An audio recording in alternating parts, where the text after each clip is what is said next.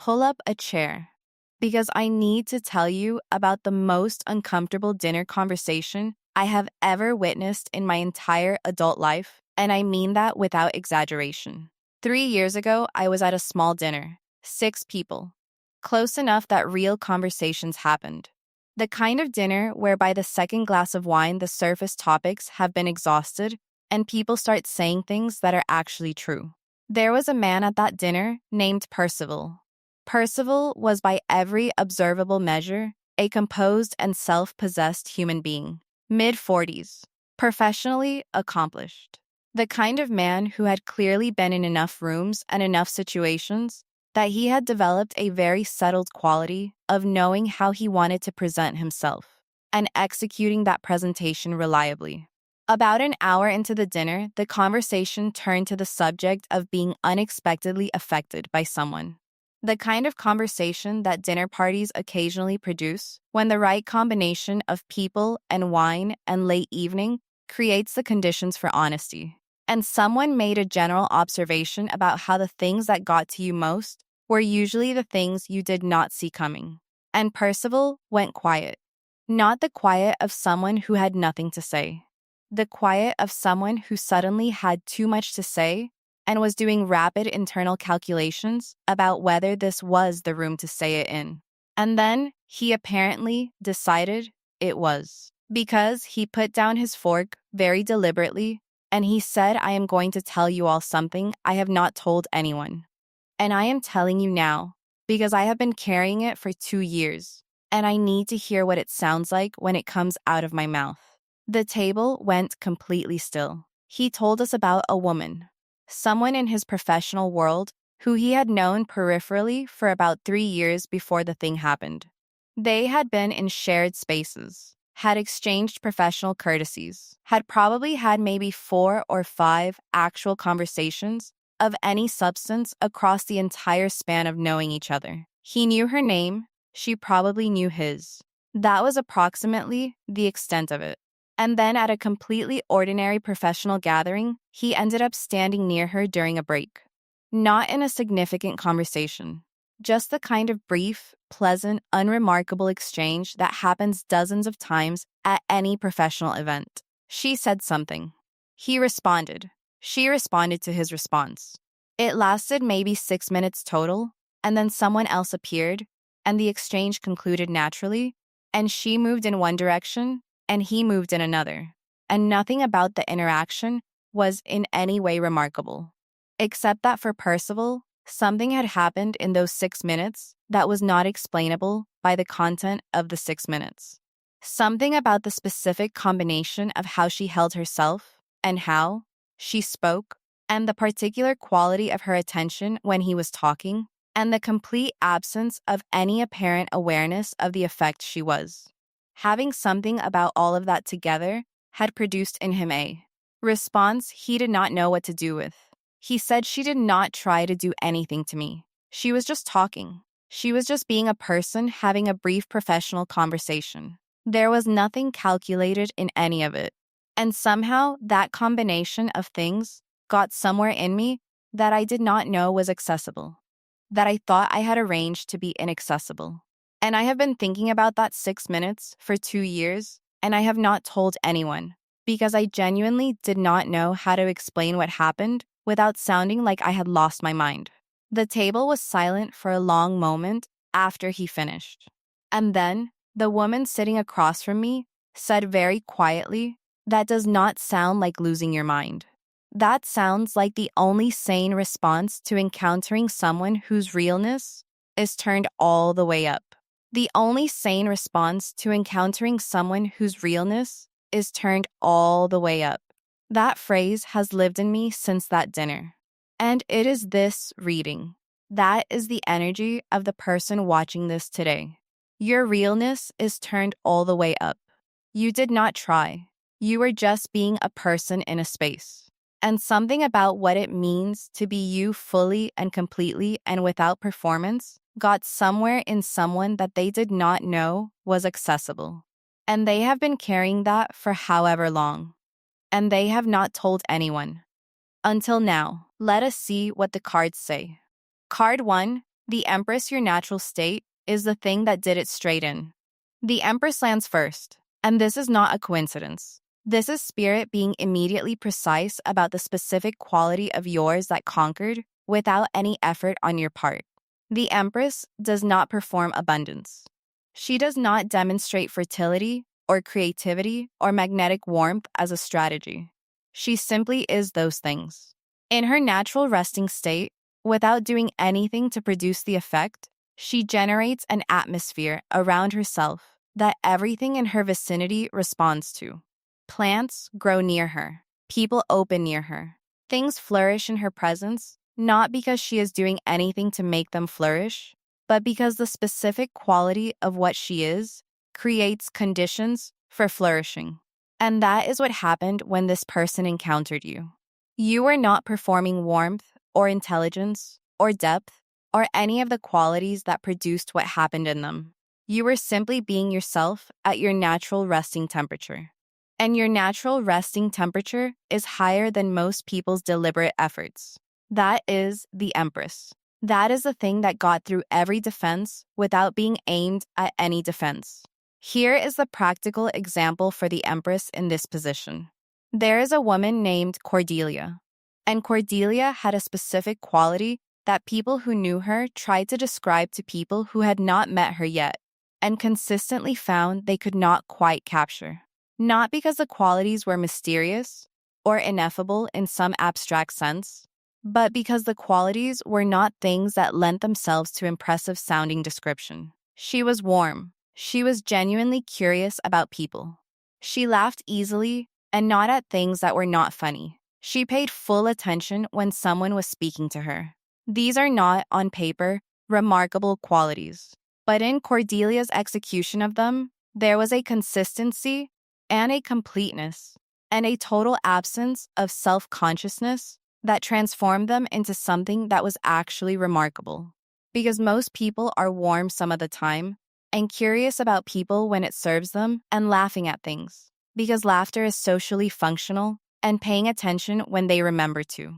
Cordelia was all of these things all of the time, without apparently any effort to be them, as though this was simply how she was constituted, and the constitution was running continuously whether she was at a formal event, or getting coffee, or standing at a break between sessions at a professional conference, having a 6-minute conversation with someone she barely knew. And a man named Griffith encountered her in exactly that last context. And his internal architecture, which was substantial and well-maintained, and had successfully processed many encounters with many impressive and attractive and interesting people, without being unduly affected simply, did not know what to do with the Empress quality encountering it at. Full and completely unself-conscious strength. He did not tell her. He did not tell his friends. He did not tell anyone for 14 months. And when he finally told one person, it was because he had run out of internal space to keep it in and needed to hear himself say it out loud to understand what he was actually dealing with. That is your Empress card. Your natural state did the work. You were simply constituted the way you are constituted. And someone's architecture failed to process it correctly. And they have been living with that failure ever since. Card 2, 9 of Cups, they found in you something they did not know they were looking for. Oh, this card. 9 of Cups in second position. And this is the card that explains the interior experience of what happened for this person when you did what you did without trying. The 9 of Cups is the wish card, the card of getting what you wanted. But the specific quality of this card that makes it so exact in this position is the element of completeness in the satisfaction it describes. This is not getting a thing and immediately identifying the next thing. This is encountering something and feeling the specific settling that happens when something that was missing, often something you did not even have language for being missing, is suddenly present. The specific quality of a gap being filled that you did not know was a gap. And that is what happened in this person when they encountered you. Not the recognition of a type or a quality they had been consciously searching for. Something more surprising than that. The recognition of something that answered a question they did not know they had been asking. The filling of a gap they did not know was there to be filled. Here is the example for the Nine of Cups. Think about a man named Stellan. And Stellan had a life that was, by honest assessment, genuinely good. He was not someone with obvious lacks. Career he valued. People he cared about. A daily existence that felt meaningful to him. He was not searching. He was not waiting for something. He was living. And then he encountered someone, and something happened in the encounter that produced a very specific and very unexpected internal experience. The best way he eventually found to describe it months later to one trusted person in a conversation that had taken considerable courage to initiate was that it felt like remembering something he did not know he had forgotten. Like a quality of something he had not known was absent suddenly being present, and the presence of it illuminating, by contrast, how long its absence had been. He could not have told you before the encounter that he was missing this. He would not have identified the gap. The gap was not painful in his ordinary daily life, because he had no reference point for what filling it felt like. And then you showed up, and his interior took one look and apparently said, "Oh, I did not know I was waiting for this." But I was. And now that it is here, I am not sure I know how to continue as if I have not encountered it. That is your Nine of Cups for this person. You did not fill a gap they knew about. You revealed a gap they did not know existed by filling it. And the revelation of the gap and its filling happened simultaneously and without any effort on your part, and they have been sitting with the extraordinary specific experience of that ever since. Card 3, the Magician. Every element of you worked together without you coordinating any of it right. The Magician comes through third, and I want to be very precise about how Spirit is using this card in your reading, because the Magician is typically a card about deliberate skill, about someone who has access to all the tools and knows how to deploy them, about conscious mastery of elements to produce a specific effect. And in your reading, the Magician is not describing deliberate deployment. It is describing something that happened through you rather than by you. Because the specific conquest described in your title required a very particular combination of qualities, not any one thing, but a specific combination operating simultaneously, and those qualities aligned in you in the presence of this person without your consciously coordinating them. The Magician happened through you naturally. Think about what actually affected this person. It was not one quality. It was the specific combination. The way your intelligence expressed in your face while you were listening. The way your warmth and your boundaries existed simultaneously rather than in conflict. The way your humor was specific to the actual conversation rather than performed for an audience. The way your presence felt complete rather than like someone presenting a curated portion of themselves for evaluation.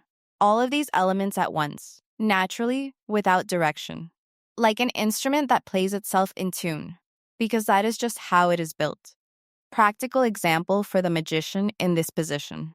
There is a woman named Blythe, and a man named Alistair encountered her at a point in his life when he had been, by his own later assessment, somewhat cynical about the possibility of encountering anything genuinely surprising in another person. He had been around long enough that he felt he had a reasonable sense of the range of what people were.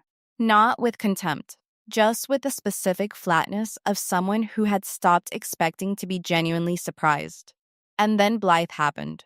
And what got him was not any single quality he could isolate. It was the way everything was working at once, without any apparent effort to make it work. The humor arrived at the same moment, as the intelligence arrived at the same moment, as the warmth arrived at the same moment as the specific quality of genuineness that made all the other things land differently than they would have without it. All four elements present simultaneously, and none of them being performed, and none of them being deployed. Alistair spent a long time afterward trying to identify what specifically had affected him, because his analytical mind wanted a specific answer, a cause he could point to. And he could not find one, because the cause was the combination, and the combination was just her natural state, and her natural state was not something that had a single identifiable source. He told no one for almost a year. And when he finally told someone, he said, the closest he could get to describing it was that it felt like witnessing all the planets align. And the planets had not been trying to align. They were just where they were. And the alignment happened anyway. And it was extraordinary.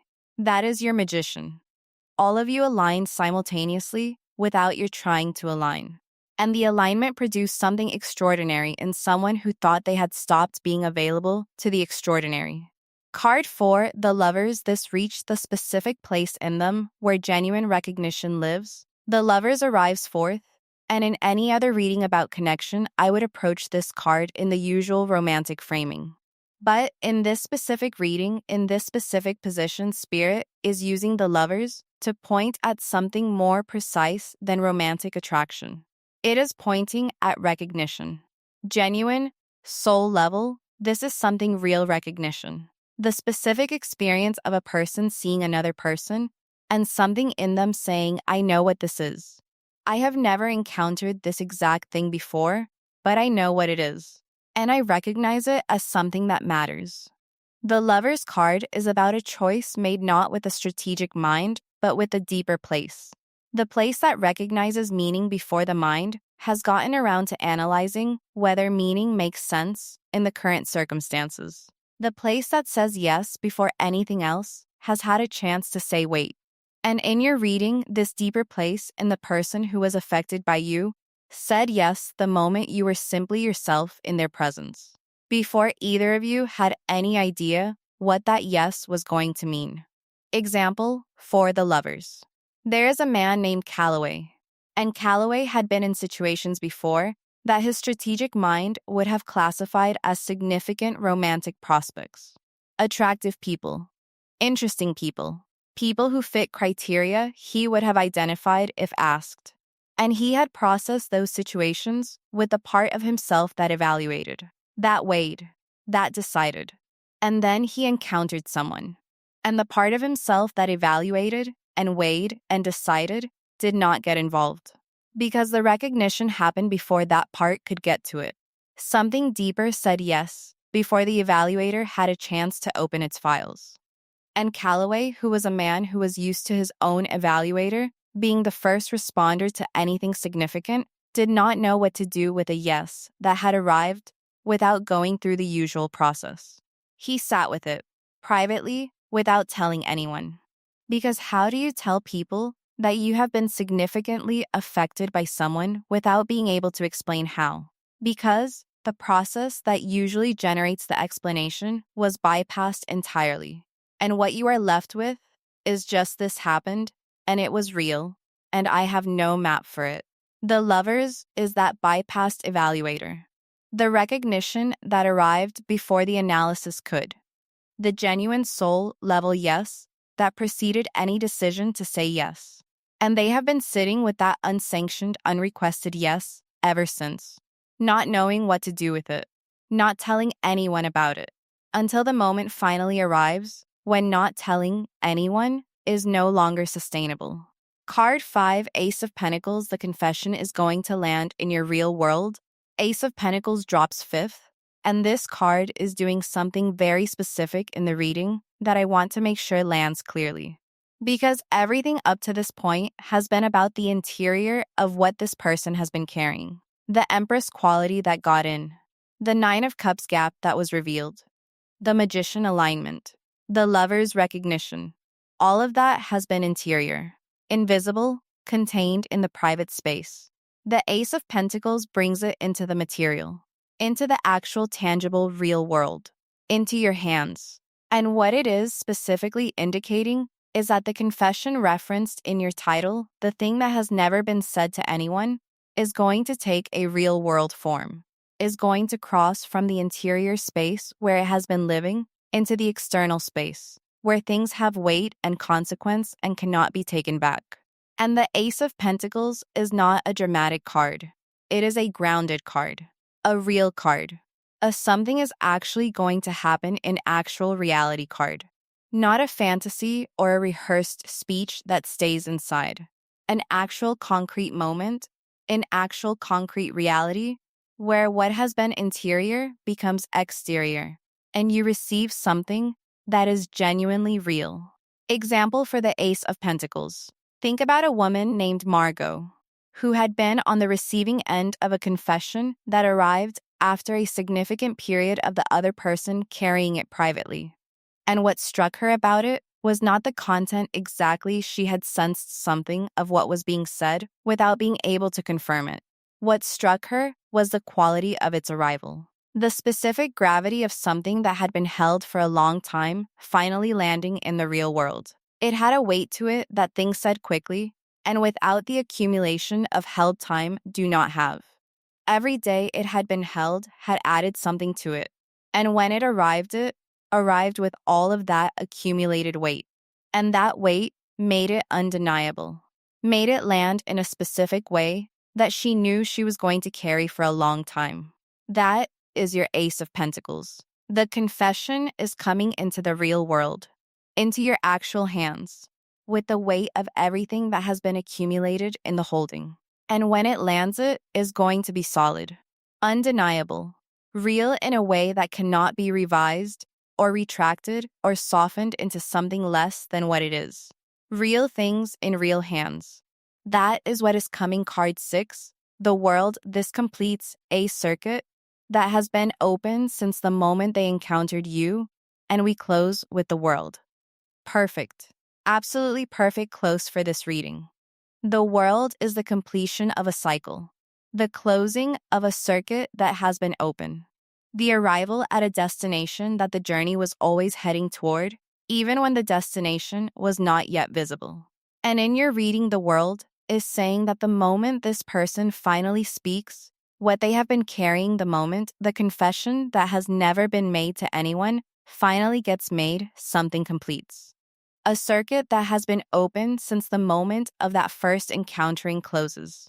And the closing of it changes the energy of everything connected to it. Here's the thing about open circuits.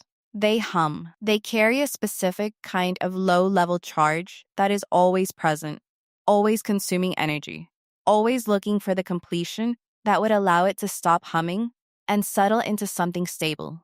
And this person has been living with that open circuit hum for however long they have been carrying what they have been carrying about you. The world says the closing is coming. The completion is arriving, not as an ending, but as the end of a specific phase and the beginning of whatever becomes possible when what has been open finally closes. When the circuit completes, when the humming stops and the settled energy of something completed takes its place. Example for the world.